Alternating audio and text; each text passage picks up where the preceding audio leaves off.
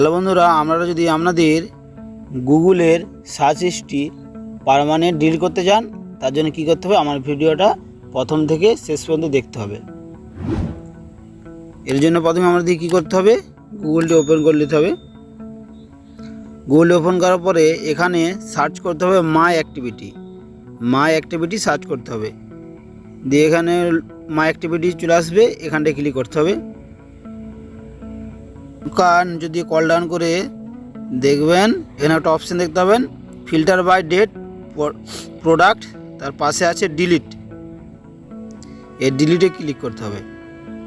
ডিলিটে click করার পরে কতগুলি অপশান চলে আসবে, last hour, last day, all time. এই যে অল টাইম দেখতে পাচ্ছেন, অল টাইমে ক্লিক করতে হবে।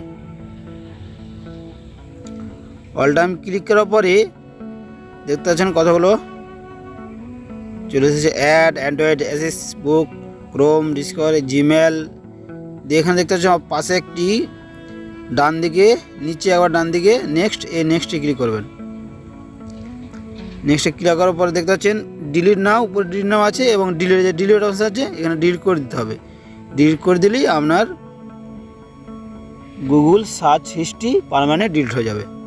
এভাবে Google search history permanent delete করতে হয়। ভিডিওটি ভালো লাগলে চ্যানেলটি সাবস্ক্রাইব করে দেবেন এবং ভিডিওটি লাইক, শেয়ার, কমেন্ট করে যাবেন। দেখা হচ্ছে নেক্সট ভিডিওতে।